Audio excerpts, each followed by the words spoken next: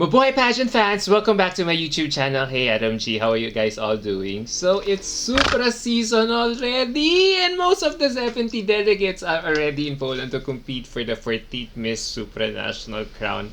And 2 days into the experience, the Sashing Ceremony finally took place where the girls look impeccably styled from head to toe. However, what made the Sashing Ceremony worth watching from start to finish was the inclusion of the introduction of the candidates, wherein these ladies gave a little introduction about themselves for us to get to know them better as early as now. I think this is the first time that Miss Supranational included this introduction thing in its Sashing Ceremony, and I love how the organization tweaked it for the better this time around.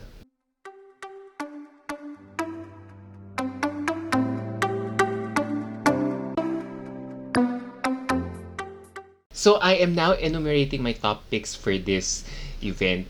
I am basing my top picks from how they look and sounded during their turn at this event. So we begin with my number 13 candidate, and I'm giving this to Jacinta Aurelia from Indonesia. What a beauty, elegant, and poised this Indonesian woman was during this event. Jacinta just exudes so much grace and confidence during her introduction, and that styling on that red dress was really to die for. For her introduction, I just like how she started. I like how she started by saying how excited she was to be part of her country's 14-year history in Miss Supranational, but how I wish she related it to her personal life, as I wanted to get to know this beautiful lady more beyond the beauty of her culture and language. And now we go to my 12th spot, and I'm giving it to Andrea Aguilera from Ecuador. Well, doesn't that name ring a bell? Nope, we're talking about a different Andrea Aguilera this time around, but still packs the same beauty as her namesake in pageantry. One fun fact about her was she almost won Miss Grand International back in 2021, and now she is back. So what can I say about her turn during the Sashing Ceremony? She was just a knocked out beauty up there, and she just had so much fun up there introducing herself despite the obvious language barrier. Her beauty did the talking here, so it was more than enough to compensate for her very light introduction. And now we go to my 11th spot, and I'm giving it to Sakile Sidubi from Zimbabwe.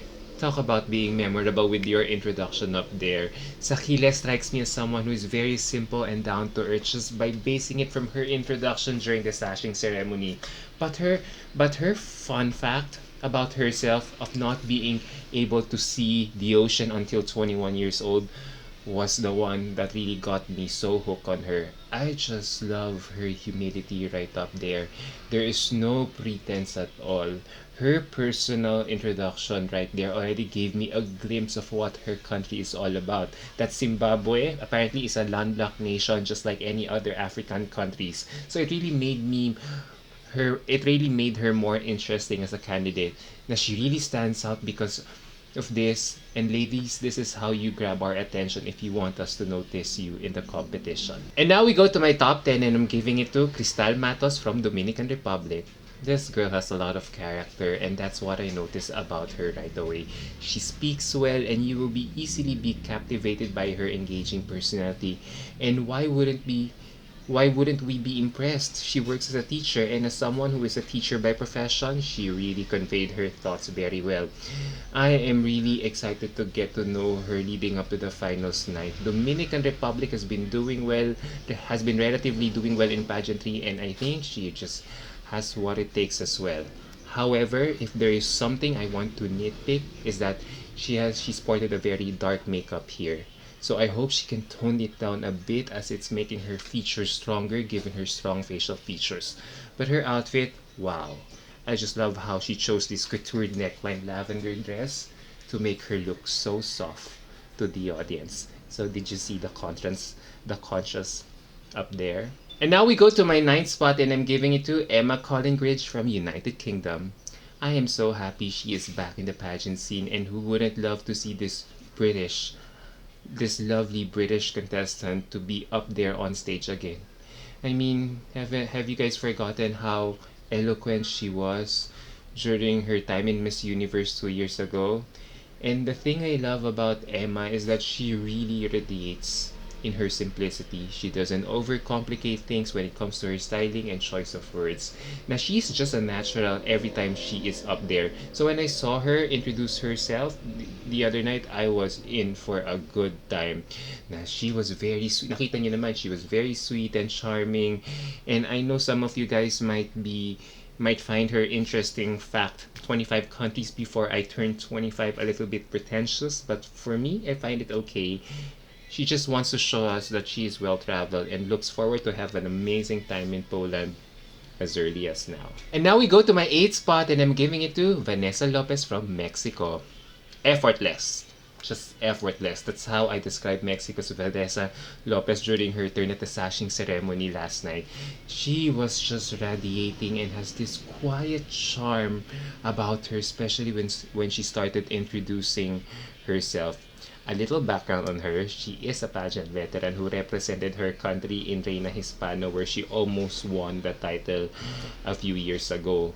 And now, I think she's already 28 years old, and she's now working as an actress. And as you can see with her presentation here, the control, restraint, and confidence in showcasing herself there in this event is very remarkable. And I so like her. She seems not to draw so much attention to herself and just lets her charisma and communication skills do the talking. And now we go to my 7th spot, and I'm giving it to Sancler France from Brazil. Oh, who still remembers her from Miss World 2013? Yup, Sankler was our very own Megan Young's strongest rival for the Miss World crown back then. And now, after a decade, she is back to fulfill her dream of becoming an international beauty queen for the very last time. At 28, she has lived a full life in her country by working as a doctor, nutritionist, and as an actress, and it shows with her confidence and maturity on stage. Looks-wise, she is still a beauty and looks like a living Barbie doll in that pink dress. Given other stronger and more eloquent Latinas in this batch, I am still hopeful for her redemption here in Miss Supranational. And now we go to my 6th spot, and I'm giving it to Ayanda Tabete from South Africa. Who wouldn't be floored by this South African's lovely introduction last night? When it comes to communication skills, trust Ayanda to deliver. She's sassy and persuasive with her introduction, a remarkable trait every South African woman I have seen in every pageant stage. You can see naman guys, she just speaks with so much conviction, and couple that with her fierce and edgy styling. So overall, we get an empowered woman right here. But more than that, I just love how she revealed she has never traveled outside her country. Yet when you hear her talk, it's as if she sounds like a diplomat who has been all over the world with her confidence and eloquence. I am really stunned. And now we go to my top 5, and number 5 on my list is, I'm so happy to include her in this list, Riley Spinks from USA. I am just so happy to be putting this very lovely American lady in my top 5 right now. I can't believe it what I have just seen from her during the Sashing Ceremony. The growth Riley displayed from the short time that she got crowned as Miss Supranational USA is so evident here. Now, how she could still come out with a queenly demeanor despite her current bad situation where she arrived in Poland with her missing luggages after a long delayed flight due to weather is a testament to her grit and character to do well in the competition.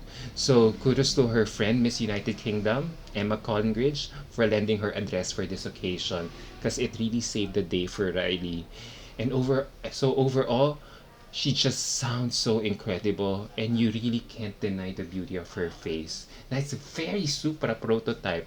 However, if there is anything to nitpick, she tends to start strong but ends up saying some unnecessary words in between. So I would love for her to end her statement or speech stronger to leave a very lasting impact to the judges and audience alike. And now we go to my 4th spot, and I'm giving it to, no surprise, Pragnya Ayagari from India. I really couldn't contain my excitement after seeing this Indian candidate's turn during the Sashing Ceremony the other night. Miss Pragnya's introduction was so on point, as it was a balance of sharing an interesting fact about herself and her country. When she revealed that her parents named her after a local term for gold, all the more I was able to dissect her personality. So she was named after gold, after the Indian word or Hindu word for gold, which probably in a way shaped her love for fashion designing. And fast forward to wearing a gold wardrobe for her turn here. So wow, what a well thought out outfit. She really planned this whole speech and wardrobe all together and made the connection for us to see right away. Even her styling here was so on point as well. Indian queens always look more elegant with their hair up for us to appreciate the beauty of their faces, and she did it so impeccably well here. And now we go to my top three, and number three on my list here is Pauline Amelings from the Philippines. Call me biased. Yep. About putting her on my top three right now, but Pauline Amelings truly deserves it. I thought I will never see the day Pauline representing our country in the international stage, but now she is doing it. I am just so happy for her. Nakita nyo naman, she is glowing during that event and she had this lovely aura to look at. I'm just so happy for her, especially with the way she styled herself here in this event because she looks so strong in this hot pink number na very Saint Laurent, very current na alam mo yun that made her angelic face the star of the show. And the statement earrings, as you can see, were enough to accessorize the whole look, but it did not distract us from her face. And the hot pink color was enough to get her noticed, but at the same time, different from all the girls who were all wearing bejeweled sweetheart neckline dresses, which we have been so accustomed to. So if you actually analyze it too, Pauline's look here reminds me of Kylie Versosa's look during the Miss International press presentation back in 2016 na nag-stand out talaga si Pauline because of that dress na ibang-iba na napansin din talaga siya, although different. But more than Pauline's aesthetic here, it's her speech that got me more captivated as how she used all her recent pageant experiences to fuel her as a aspirational and inspirational woman. Being body shamed while competing for MUP 3 times was enough for all of us to gravitate towards the biggest competition of her life. And when she finally said, regardless of external voices, you are always enough and you are always worthy of love, made me cry on my bed and truly made me feel so happy to see this momentous occasion of her life. She is in each of one of us fighting for our dream. She relates, identifies, conquers, one step at a time. And now we go to my runner-up on my list, and I'm giving it to Alexa Grant from Canada. Guys, sa totoo lang guys, I am really stunned with this lovely candidate from Canada. Like, where did this girl come from? The moment she spoke on the microphone, she blew me away with her first sentence right away, where she said she wasn't afraid to get her hands dirty until she related it to her environmental advocacy, which she has been doing since she was a teenager. And I'm really impressed. Now, more than talking about herself, she used her short time here to encourage everyone to do something for our environment. It was such a fiery speech, bordering to the ones you hear from politicians in campaign sorties. So, ganun siya kalakas. And a look on her, I did some research about her. She is Filipino-American pala, and she is so well-spoken. Damn, this girl could really do an Arboninola very soon in this competition. And finally, we go to my top pick for this event, and I'm giving it to a Latina. She is Valeria Flores from Peru.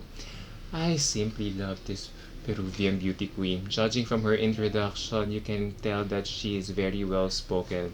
She really got me hooked right there.